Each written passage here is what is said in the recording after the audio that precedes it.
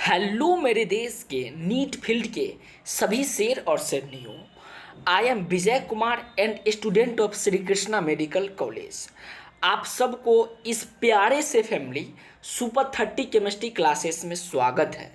दोस्तों, आज मैं आप सबको एक बहुत ही ज़्यादा खूबसूरत सा टॉपिक का नाम होगा द सेल मेम्ब्रेन में मास्टर बनाने आया हूँ।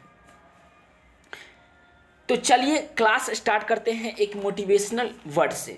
मेहनत की आग जब सीने में होती है मेहनत की आग जब सीने में होती है तो हर मुश्किल काम को आसान बनने में देर नहीं लगती। तो चलिए इसी के साथ आज का क्लास को स्टार्ट करते हैं। ये चैप्टर है the cell is the unit of life 11th का चैप्टर नंबर 8 का ये टॉपिक है। चूँकि आप सभी जानते हैं कि नीट में बायोलॉजी में 360 मार्क लाने के लिए आपको एनसीईआरटी का प्रत्येक लाइन समझना बहुत ज़्यादा ज़रूरी है। मैं अपनी ओर से प्रयास कर रहा हूं कि आपको एनसीईआरटी का प्रत्येक लाइन समझ में आए।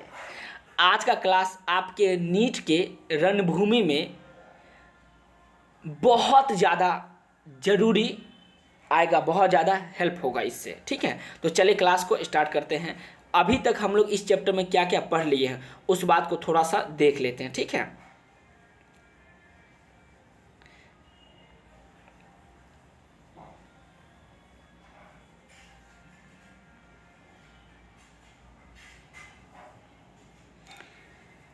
सबसे पहले पढ़े थे हम लोग cell is the unit of life. Cell is the unit of life में अलग अलग क्या था टॉपिक था। पहले टॉपिक व्हाट इज सेल, दूसरा सेल थ्योरी, तीसरा क्या है एन ओवरव्यू ऑफ सेल, फिर prokaryotic cell and eukaryotic cell. दोस्त, हम इस चैप्टर को एक सिनेमा जैसा बोले थे समझने के लिए। तो सिनेमा का नाम क्या होगा? मान लीजिए cell is the unit of life cinema का नाम है। जैसे सिनेमा में अलग अलग क्या आता है, कैरेक्टर आता है, अलग अलग सीन आती है, वैसे इस सिनेमा में कितना मुख्य सीन है? टोटल 5 सीन आएगा।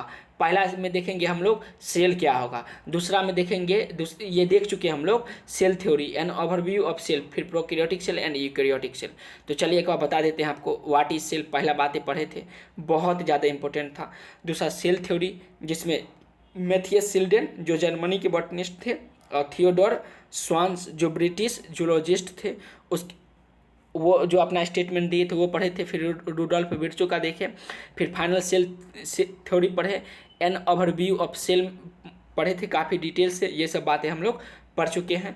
कुछ इंपॉर्टेंट शेप जैसे आरबीसी का shape, white blood cell, WBC का शेप, मतलब अलग अलग सेल का शेप हम लोग जाने थे। फिर प्रोकैरियोटिक सेल के बारे में काफ़ी डिटेल से पढ़े थे। ये सब बताए थे कि किस किस लाइन से सवाल पूछा जा सकता था। फिर cell envelope and it modification देखें। फिर उसके बाद राइबोसोम एंड इंक्लूजन बॉडी के बारे में पढ़े थे। फिर प्रोकैरियोटिक सेल क्या किए थे, स्टार्ट किए थे। उसके बाद ये फिगर देखे थे, इस फिगर के बारे में भी जाने थे। फिर दूसरा जो फिगर है, पहला फिगर था प्लांट सेल का, दूसरा एनिमल सेल का, ये जान लिए थे। और हम लोग पढ़ेंगे दोस्त, आज क्या पढ़ेंगे? आज का टॉपिक है सेल मेम्ब्रेन। क्या है दोस्त? Cell membrane. तो आप एनसीईआरटी निकाल लेना और जैसे जैसे मैं लाइन बाय लाइन बताता हूँ उसको आप देखिएगा, बहुत मज़ा आएगा। मैं ये भी बताऊँगा कि कौन सा लाइन से क्वेश्चन किस तरह से बन सकती है, क्योंकि किसी भी लाइन से एनसीईआरटी से क्वेश्चन बन सकता है। तो चलिए पहला लाइन पढ़ते हैं, द सेल मेम्ब्रेन। क्या पढ़ेंगे दोस्त? Cell membrane. मतलब आज के सिनेमा में हम लोग सेल मेम्ब्रेन के बारे में काफ़ी डिटेल से जानेंगे। ये जानेंगे कि फ्यूचर में यहाँ से किस तरह से सवाल पूछा जा सकता है और अभी तक किस तरह से सवाल पूछा जा चुका है। ठीक है, चलिए देखिए। The detail structure of cell membrane was study only after the advent of the electron microscope in 1950। ठीक है, इसका मतलब क्या हुआ? देखिए, डिटेल स्ट्रक्चर, किसके डिटेल स्ट्रक्चर? सेल मेम्ब्रेन का डिटेल स्टडी कब हुआ? माइक्रोस्कोप, इलेक्ट्रॉन माइक्रोस्कोप के खोज के बाद। कितना ईस्वी में? 1950 ईस्वी में। तो यहाँ से सवाल पूछा जा सकता है कि किसके खोज के बाद सेल मेम्ब्रेन का डिटेल स्ट्रक्चर के बारे में पता चला? क्या बताइएगा? Electron microscope. कब हुई थी? तो 1950 ईस्वी में हुआ था। Meanwhile chemical study on cell membrane specially in human red blood cell meanwhile, जबकि मीन विल क्या है, केमिकल स्टडी। किसका केमिकल स्टडी, तो सेल मेम्ब्रेन का केमिकल स्टडी। सेल मेम्ब्रेन में स्पेशली क्या है, human red blood cell. Enable the scientist deduce the possible structure of plasma membrane. Plasma membrane का पॉसिबल स्ट्रक्चर को बताने में क्या रहा था, इनेबल्ड था। अगला पढ़ेंगे line, These studies show that cell membrane is mainly composed of lipid and protein. इस स्टडी से क्या पता चलती है, सेल मेम्ब्रेन मुख्य रूप से किससे मिलकर बना होगा दोस्त, लिपिड एंड प्रोटीन से मिलकर बना होगा। तो सवाल पूछा जाएगा इस लाइन से, इस ये जो लाइन है, ये लाइन, इस लाइन से सवाल पूछा जा सकता है कि सेल मेम्ब्रेन मुख्य रूप से किससे मिलकर बना होगा, तो क्या होगा आंसर, लिपिड एंड प्रोटीन से मिलकर बना होगा। Major lipid is phospholipid that are arranged in bilayer। Major lipid क्या होता है, फास्फोलिपिड होगा। देखिए सेल मेम्ब्रेन किससे मिलकर बना होगा, तो लिपिड एंड प्रोटीन से मिलकर बना होगा। उसमें मेजर लिपिड कौन होगा, तो फास्फोलिपिड होगा। और ये किस तरह से अरेंज्ड होगा, सवाल पूछा जाता है, क्या बताइएगा, बाइलेयर में अरेंज्ड होगा। तो दूसरा लाइन, इस लाइन से भी सवाल जो बनेगा उम्मीद करते हैं बना लीजिएगा। तीसरा लाइन पढ़ते हैं, मतलब आगे का line, also the lipid are arranged within the membrane with the polar head towards the outer side. Lipid are arrange, lipid क्या करती है, अरेंज करती है within the membrane. Membrane में लिपिड क्या करती है, अरेंज्ड होती है, मतलब व्यवस्थित होती है। कैसे व्यवस्थित होती है, तो polar head toward the outer side.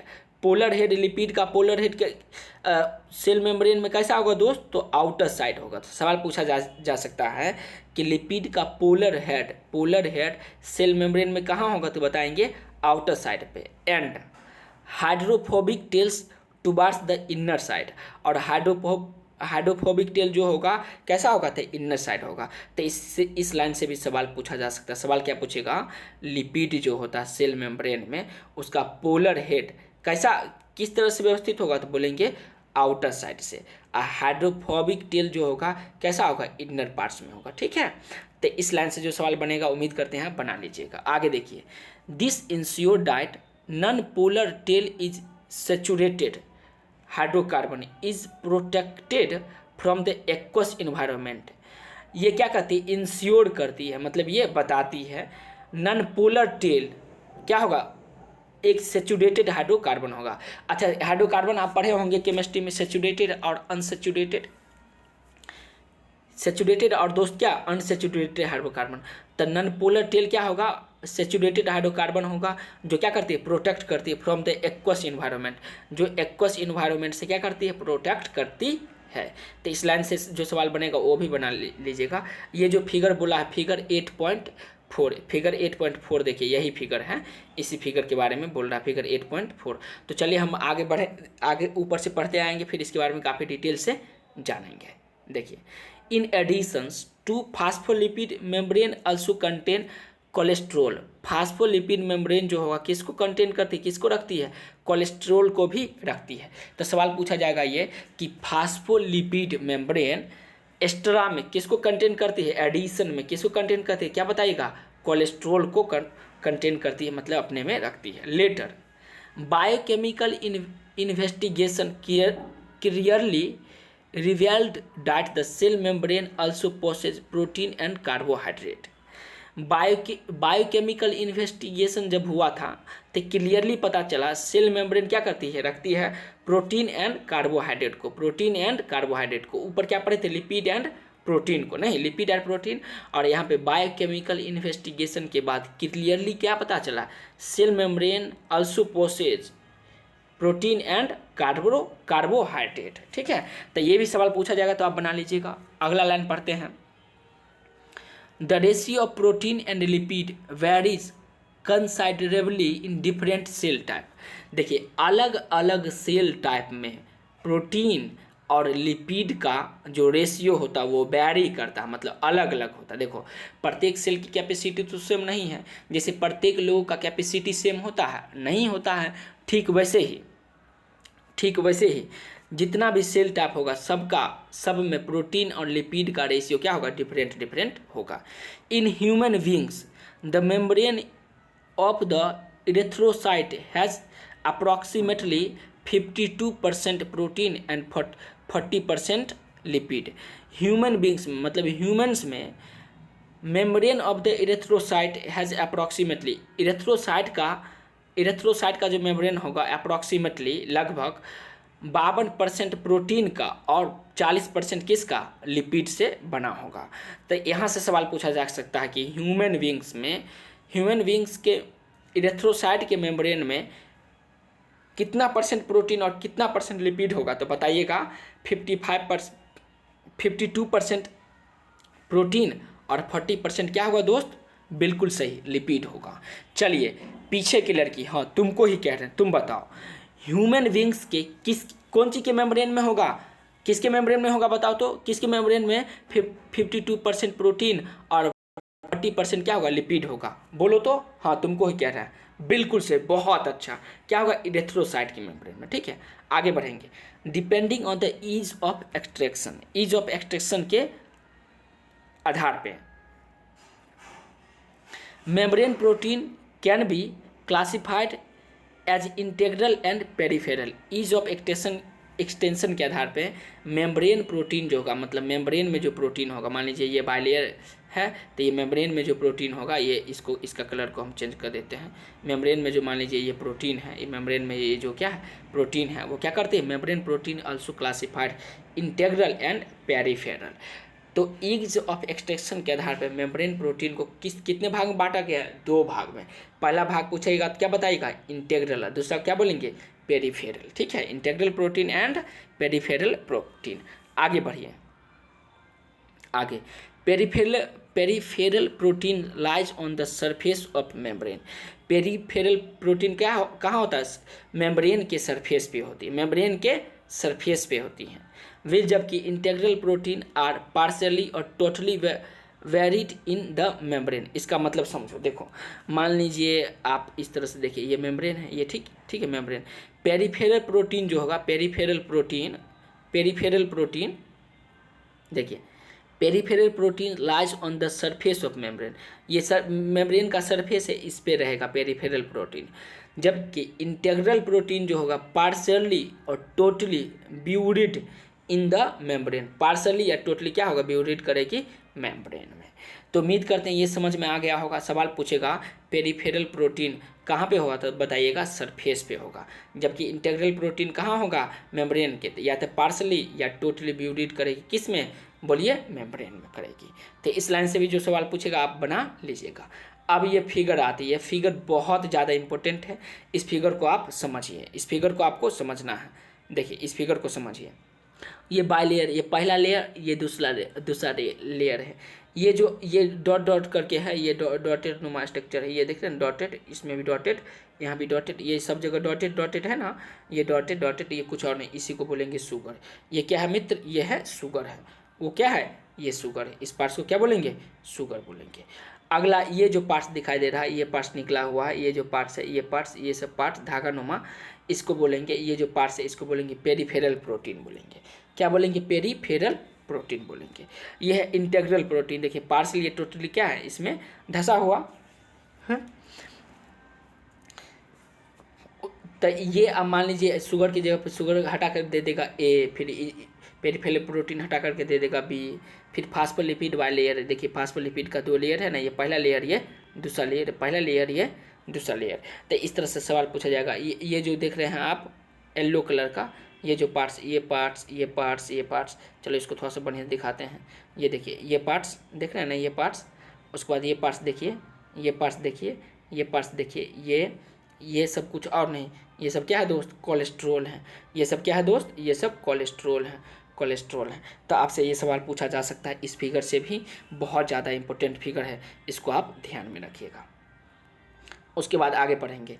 And improved model of the structure of the cell membrane was proposed by Singer and Nicolson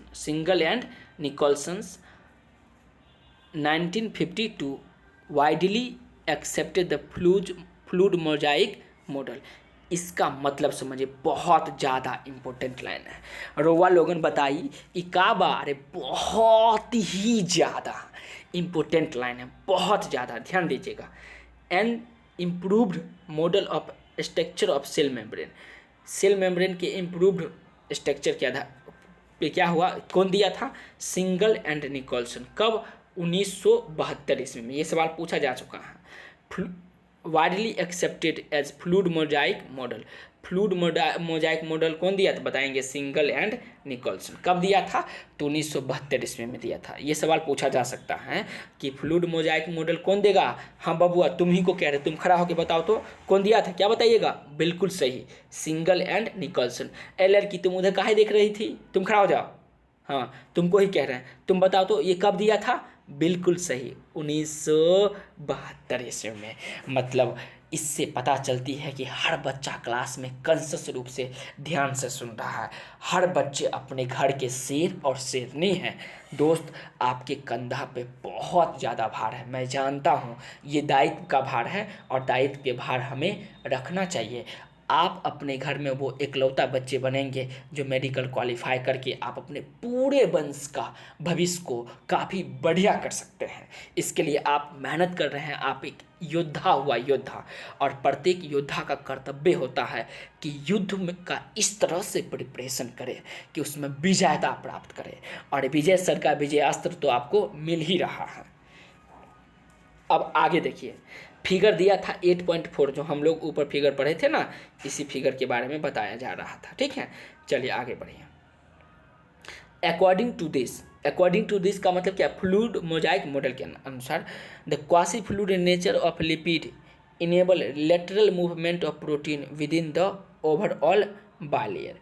quasi fluid nature किसका होता है, लिपिड का, इनेबल करती है lateral movement of protein within the overall bilayer. ठीक है, this ability to move within the membrane is measured as its fluidity. ये जो मूवमेंट करती है, ये मूवमेंट करती है, this ability is move within the membrane, membrane के विद इन क्या करती है, मूवमेंट करती है। किससे मेजर करते हैं हम लोग, फ्लूडिटी से मेजर्ड करते हैं। ये भी सवाल पूछा जा सकता है। आगे देखिए, the fluid nature of the membrane is also important for the point of views of functions like, जैसे देखिए फ्लूइड नेचर ऑफ मेम्ब्रेन का फ्लूइड नेचर जो है, फ्लूइडली नेचर क्या करती है, important form of point of views of function like, जैसे cell growth, formation of intercellular junctions, secretion, endocytosis, cell division, etcetera etcetera. ये सब में बहुत ज़्यादा इंपॉर्टेंट कौन रोल अदा करती है, फ्लूइड नेचर ऑफ मेम्ब्रेन का फ्लूइड नेचर का कुछ महत्वपूर्ण फंक्शन है। पूछेगा कौन कौन फंक्शन, क्या बताइएगा, cell growth, formation of intercellular junction, फिर सेक्रेशन, इंडोसाइटोसिस और सेल डिवीजन। ये सब क्या है, फंक्शन, किसका फंक्शन है, fluid nature of cell membrane का। ठीक है, तो ये सवाल पूछा जा सकता है इस लाइन से। अगला देखिए, अगला, one of the most important function of plasma membrane is the transport of molecule across it. देखिए, एक बहुत ही ज़्यादा इम्पोर्टेंट फंक्शन किसका, प्लाज्मा मेम्ब्रेन का। प्लाज्मा मेम्ब्रेन का मोस्ट इम्पोर्टेंट फंक्शन क्या है, transport of molecule across it. Molecule का ट्रांसपोर्ट करती है, एक जगह से दूसरी जगह ले जाता है।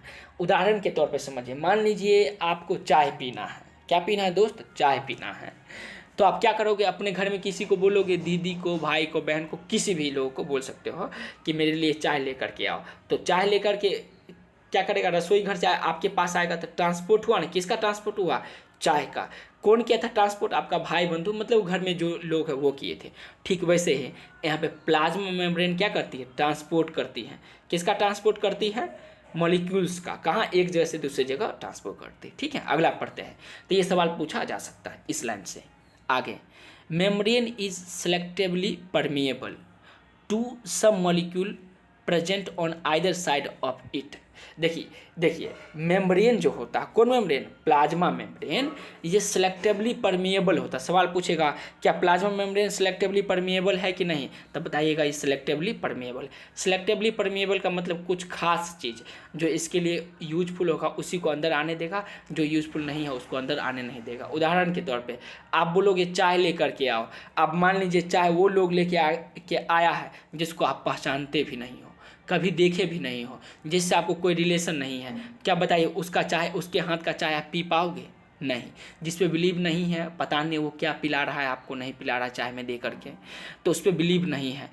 हम उसी लोगों के हाथ का चाय पीते हैं या कुछ ऐसा चीज़ खाते पीते हैं जिसको हम पहले से जानते हैं, जिस पे हमको विश्वास होता है।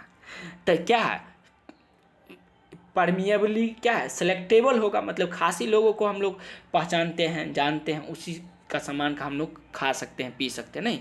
ठीक वैसे प्लाज्मा मेम्ब्रेन भी क्या होता है, सिलेक्टिवली परमिएबल होता है। जैसे आप तेज हो दोस्त, वैसे प्लाज्मा मेम्ब्रेन भी बहुत ज़्यादा तेज है। प्लाज्मा मेम्ब्रेन क्या होता है, selectively permeable to some molecule present in either side on it. कुछ मॉलिक्यूल के लिए सिलेक्टिवली परमिएबल होता है। Many molecule can move briefly across the membrane without any requirement of energy and it is called passive transport। देखिए, आप जब class से निकलोगे तो देखोगे ढेर सारे बच्चे इधर से उधर घूम रहा है, कभी इस गली कभी उस गली, कभी इस गली कभी उस गली, और गाना सुनता है, मैं किस गली जा रहा हूँ, मैं किस गली जा रहा हूँ, अपना कोई ठिकाना नहीं। ठीक वैसे ही कुछ ऐसा क्या होता है, मॉलिक्यूल्स होता है, कुछ ऐसा मॉलिक्यूल्स होता है जो प्लाज्मा मेम्ब्रेन में बिना एनर्जी खपत किए हुए एक जगह से दूसरी जगह ट्रांसपोर्ट होता है, जाता है। जब बिना एनर्जी खर्च किए हुए एक जगह से दूसरी जगह जाएगा तो उसको क्या बोलेंगे, पेसिव ट्रांसपोर्ट बोलेंगे। एक्टिव में क्या होगा दोस्त, एनर्जी खर्च होगा, और पेसिव में एनर्जी खर्च नहीं होता है। उम्मीद करते हैं ये समझ गए होंगे। देखिए, natural solute may be across the membrane by the process of simple diffusion, also the concentration gradient। Natural solute जो होता है, इट में across the membrane, across membrane मतलब एक जगह से दूसरी जगह मेम्ब्रेन में आर पार हो जाना, ऊपर से नीचे, नीचे से ऊपर, membrane by process of simple diffusion. Natural solute में क्या होता है, मेम्ब्रेन में एक जगह से दूसरी जगह कोई चीज़ आता है, किसके द्वारा, सिंपल डिफ्यूजन के द्वारा। Along the concentration gradient. Concentration gradient का मतलब कंसंट्रेशन में अंतर का मतलब हायर टू लोअर या लोअर टू हायर।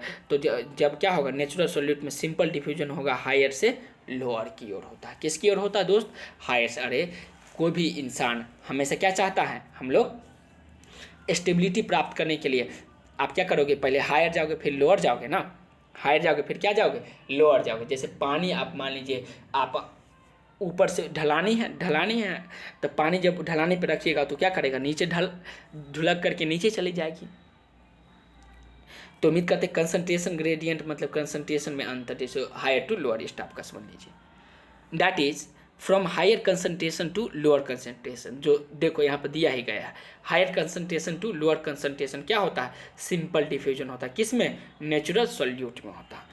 वाटर में also move across this membrane from higher to lower concentration. देखिए वाटर का मूवमेंट क्या होता है, कुछ देर पहले एग्जांपल में भी देखे थे, वाटर का मूवमेंट क्या होता है दोस्त, हायर टू लोअर। देखिए मान लीजिए ये चैनल है, तो पानी जो होगा, पानी इस तरह से ऐसे करके आएगी, ऊपर से नीचे की ओर आएगी।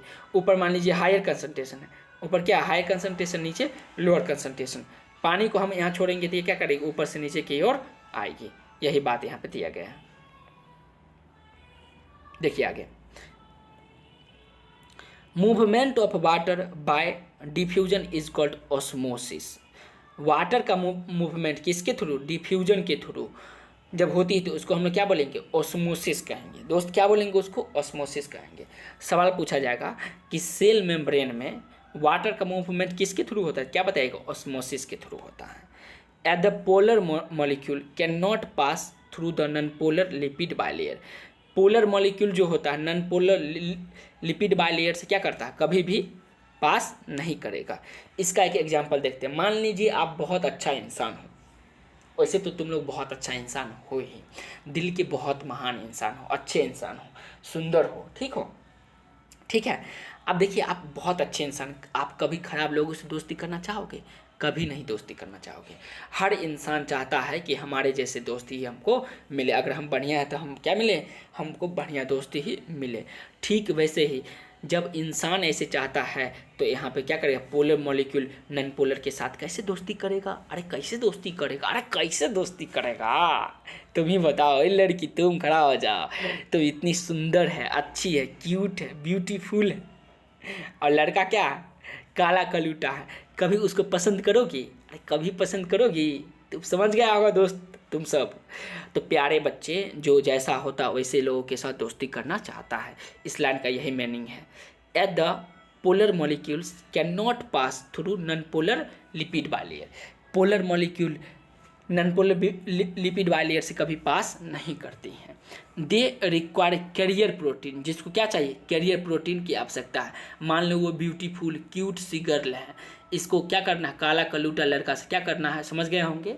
तो इसके लिए क्या चाहिए? बीच में कैरियर प्रोटीन चाहिए। अरे मान लो लड़का सक्सेस किया हुआ है, बहुत ज़्यादा पावरफुल है, तो बीच में क्या कोई कैरियर आएगा कैरी करने के लिए, उसको एक जगह से दूसरी जगह पहुंचाने के लिए। अरे अगुआ शादी विवाह नहीं देखता है, शादी विवाह में अगुआ होता है, वैसे वही काम किसका है? कैरियर प्रोटीन का है। Carrier protein of the membrane to facilitate their transport across the membrane. Carrier protein क्या करती है? कैरियर प्रोटीन लिपिड बाइलेयर, जो नॉन पोलर मॉलिक्यूल को, पोलर मॉलिक्यूल और नॉन पोलर मॉलिक्यूल में लिपिड बाइलेयर जो होता है उसको एक जगह से दूसरी जगह ले जाने में, ट्रांसपोर्ट होने में फैसिलिटी प्रोवाइड करवाती है। वही सिंपल समझिए, शादी हो रहा है, ठीक है, लड़का लड़की के बीच। लड़का मान लीजिए क्या है? पोलर मॉलिक्यूल है, लड़की क्या? नॉन पोलर मॉलिक्यूल है। इसका उल्टा एक समझो, लड़की है नॉन पोलर, लड़का है नॉन पोलर, लड़की है पोलर, ठीक है। लड़का क्या है दोस्त? लड़का क्या है? नॉन पोलर, लड़की क्या है? पोलर मॉलिक्यूल, ठीक है। अभी दोनों के बीच शादी होगा, शादी होगा तो इसमें अगुआ चाहिए। अगुआ के रूप में यहाँ कौन होगा? अगुआ के रूप में कौन आएगा? वो कैरियर प्रोटीन आएगा। अगुआ के रूप में कैरियर प्रोटीन आएगा, तो दोनों के बीच क्या करेगा? संबंध को बढ़ाएगा। तो समझ गए होंगे। अ फ्यू आयंस और molecules are transported across the membrane against their concentration के ग्रेडियंट। देखिए कुछ ऐसा मॉलिक्यूल्स या आयंस होता है, कुछ ऐसा मॉलिक्यूल्स या आयन होता है जो क्या करेगी? ट्रांसपोर्ट होगा against concentration gradient. Concentration gradient का मतलब जैसे देखिए, मान लीजिए हायर टू लोअर जाएगा, लेकिन कुछ ऐसा होगा जो लोअर टू हायर भी जाएगा, कुछ ऐसा होगा जो लोअर टू हायर आएगा। जैसे मान लीजिए लड़की बहुत सुंदर है और लड़का बहुत क्या है? खराब है, मतलब थोड़ा सा उतना भी खराब नहीं है। तो क्या करेगा? जब लड़का बहुत सक्सेसफुल है तो लड़की इससे शादी कर लेगी। लेकिन कभी कभी ऐसा होता है कि लड़का सुंदर नहीं है, लड़की बहुत सुंदर है, सक्सेसफुल है, तब भी अगर प्यार, कहा जाता ना प्यार अंधा होता है, तो इससे अगर इसको प्यार हो गया तो क्या करेगा? इसके साथ वो रिलेशन बनाना चाहेगा, संबंध बनाना चाहेगा, दोनों मिलजुल करके रहना चाहेगा। तो यही होता है सम। देखिए अगेंस्ट देयर, देखिए फ्यू आयंस मतलब कुछ आयन, कुछ ऐसी लड़कियां होती हैं जो खुद सक्सेसफुल होती है, बहुत क्यूट सी होती है, ब्यूटीफुल होती है, लेकिन वैसे लड़का जो उतना अच्छा नहीं है दिखने में और उतना हैंडसम नहीं है, उतना बड़ा सक्सेस नहीं किया है, लेकिन ट्रू लव करता है, तो लड़कियां उसके साथ रहना पसंद करती हैं।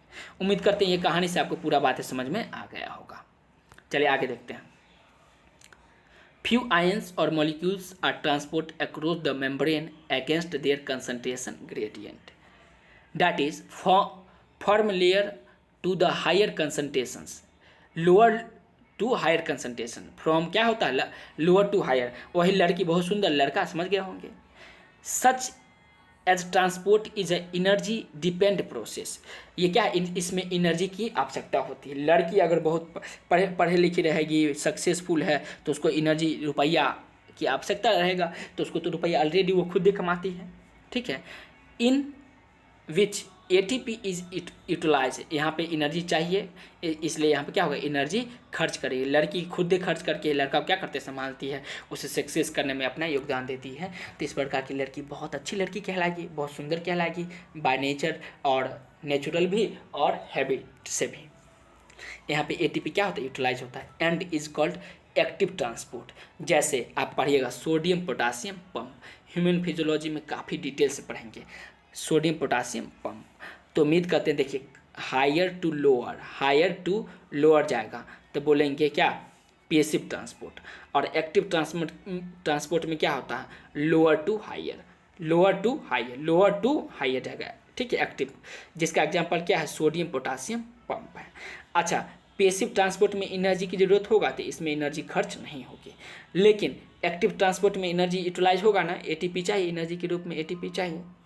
तो उम्मीद करते हैं ये बातें आपको समझ में आ गया होगा, बहुत मज़ा आ रहा होगा। दोस्त देखिए, नीट एग्ज़ाम उतना ज़्यादा डिफिकल्ट है नहीं जितना हम लोग इसको बना देते हैं, हवा बना के रखा। अरे तुम मेहनत करो, जी तोड़ मेहनत करो, तो निश्चित रूप से तुम सक्सेस करोगे। और तुम लोग जितना मेहनत कर रहे हो मेरे प्रिय मित्र सखा, आप निश्चित रूप से सक्सेस कीजिए। बस सेल्फ बिलीव रखिए, सेल्फ बिलीव। आपका जन्म इतिहास रचने के लिए हुआ है मेरे दोस्त, इसलिए इसको पढ़िए और ज़िंदगी में सक्सेस कीजिए और एक नया कीर्तिमान स्थापित कीजिए। तो चलिए इसी के साथ फिर अगला टॉपिक स्टार्ट करते हैं। टॉपिक का नाम है सेल मेम्ब्रेन। बहुत ज़्यादा इम्पोर्टेंट टॉपिक ये भी है, सेल मेम्ब्रेन के बारे में पढ़ेंगे। चलिए देखिए, माइंड को कंसंट्रेट कीजिए। क्लासरूम में, हाँ आ जाओ, लड़की तुम इधर देखो, लड़का सब इधर देखो, अरे सब बच्चा मेरी ओर देखेगा, ध्यान से मेरे शब्दों को ध्यान से सुनेगा और जो बताएंगे उसको आप याद करना, समझना। एज यू ऑल रिकॉल, आप सभी रिकॉल कीजिए, पुराना बातें रिकॉल कीजिए जो पढ़े थे। अब ये नहीं रिकॉल करना कि वो कहाँ मिली थी, हम कहाँ उससे मिले थे, पहले बार बातचीत कैसे हुआ था, ये रिकॉल नहीं, पूर्ण ज्ञान रिकॉल कीजिए। Non living rigid structure called the cell wall. Cell wall क्या नॉन लिविंग होता है, नॉन लिविंग होता है, रिजिड स्ट्रक्चर होता है।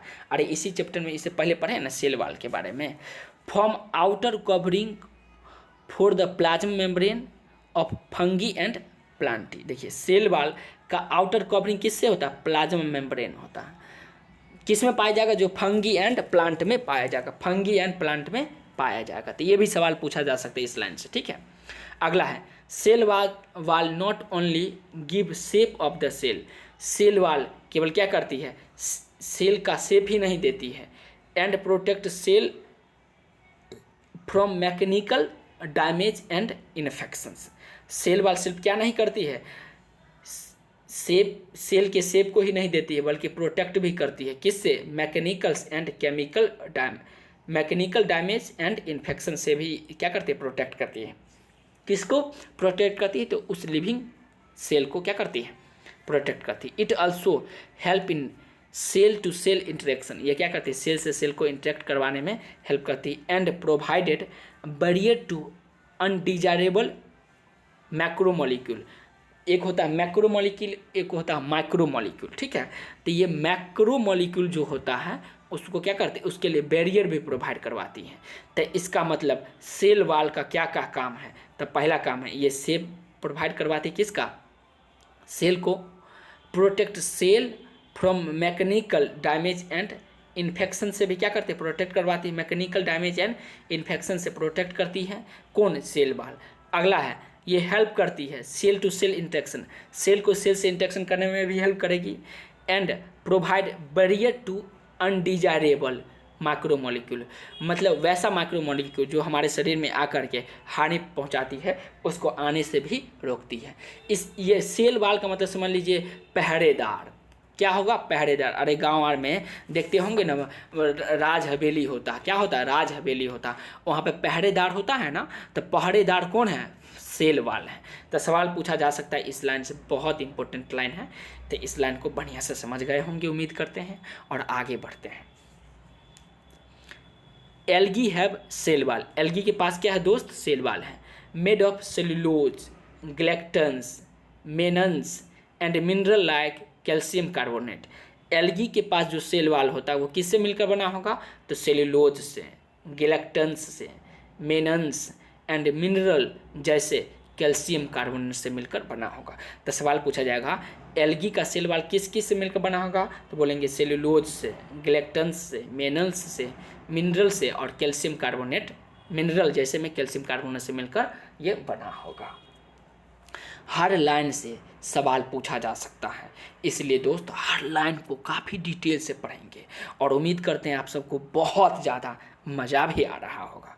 अरे मज़ा लीजिए, गाना सुने हैं ना, इक्स और प्यार का मज़ा लीजिए, थोड़ा इंतज़ार का मज़ा लीजिए, तो ये पढ़ाई का मज़ा लीजिए यार।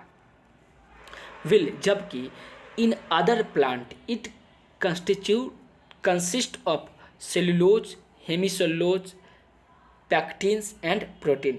जबकि अदर प्लांट्स में जैसे हम लोग देखे थे एल्गी में, तो ये बात देख लिए थे ना, किससे मिलकर बना होगा, तो सेलुलोज, गिलेक्ट्रॉन्स, मिनरल जैसे में कैल्शियम कार्बोनेट।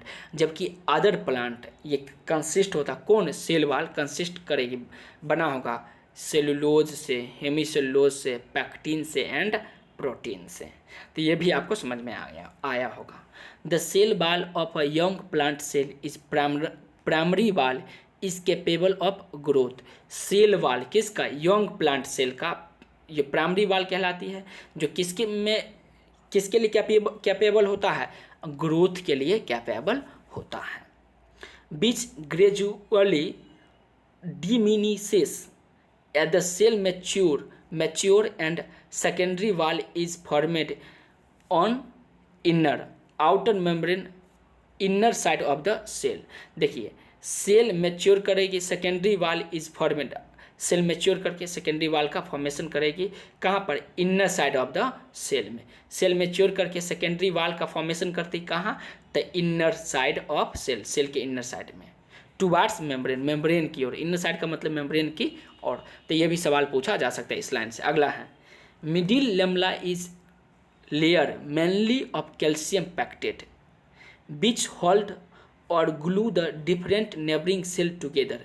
मिडिल लेमला क्या करती है, एक लेयर है मेनली कैल्शियम पैक्टेट का, मिडिल लेमला कैल्शियम पैक्टेट का क्या है, एक लेयर है जो होल्ड करती, किसको, होल्ड और ग्लू करती, किसको, डिफरेंट नेबरिंग सेल को आपस में होल्ड करके या ग्लू करके रखती है। कौन, तो मिडिल लेमला जो लेयर है किसका, कैल्शियम पैक्टेट का। तो सवाल पूछा जा सकता है कि मिडिल लेमला किसका लेयर है, तो बोलेंगे कैल्शियम पैक्टेट का। ये किसको होल्ड करके या ग्लू करके रखती है, तो different neighbouring cell together, different neighbouring cell को आपस में होल्ड या ग्लू करके रखेगी। अगला है cell wall is middle lamella may be traversed by plasmodesmata. Cell wall and middle lamella में भी क्या होता है, transverse and plasmodesmata which connect the cytoplasm of neighbouring cell, जो क्या कनेक्ट करती है, साइटोप्लाज्म ऑफ नेबरिंग सेल से कनेक्ट करके रखती है। तो उम्मीद करते हैं सेल वाल आपको समझ में आ गया होगा और साथ ही साथ आपको सेल मेम्ब्रेन के बारे में भी पता चल गया होगा। तो चलिए एक बार इसका रिवैप कर लेते हैं।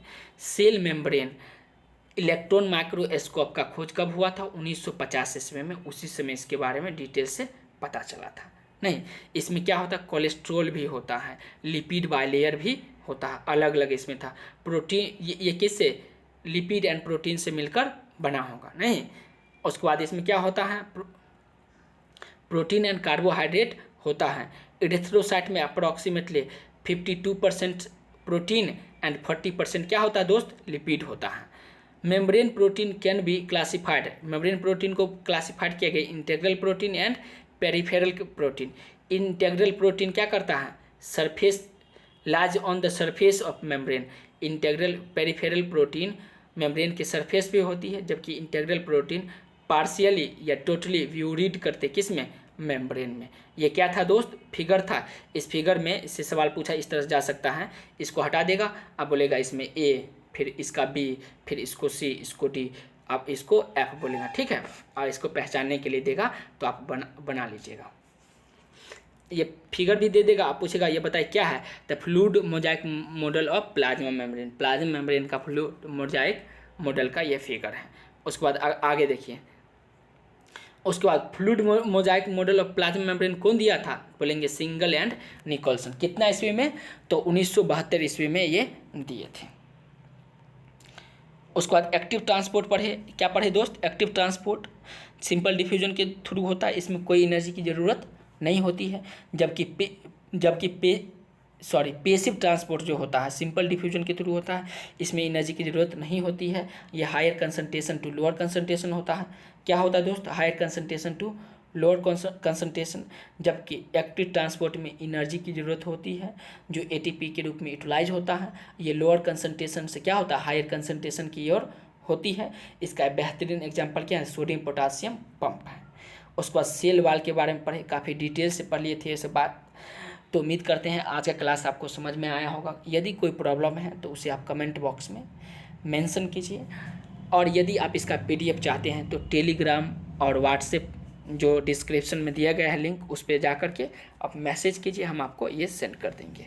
और ये जो दोस्त आप मूवी देखे हैं, इस मूवी में क्या था, मूवी का नाम था cell is the unit of life, जिसमें 2 इम्पोर्टेंट टॉपिक, पहले पढ़े सेल मेम्ब्रेन और दूसरा पढ़े सेल वॉल। ठीक है, cell membrane and cell wall. तो इस मूवी को देखने के बाद आपको अब नीट का जाके प्रीवियस ईयर लगाना दिखेगा, बहुत सवाल आपसे बन जाएगा। साथ ही साथ अगर ये वीडियो आपके लिए यूजफुल हो तो इस चैनल को सब्सक्राइब कर लीजिए, ताकि ऐसा वीडियो फिर से आपको मिलते रहें। और भारत को विश्व गुरु बनाने के मुहिम में यदि आप हमें हेल्प करना चाहते हैं तो ये वीडियो भारत के उन सभी देशभक्तों के पास भेज दीजिए जिसके लिए ये वीडियो बहुत ज़्यादा ज़रूरी है। और तब तक खुश रहिए और खुशियाँ फैलाते रहिए। फिर मिलते हैं किसी नेक्स्ट वीडियो के माध्यम से। धन्यवाद दोस्तों।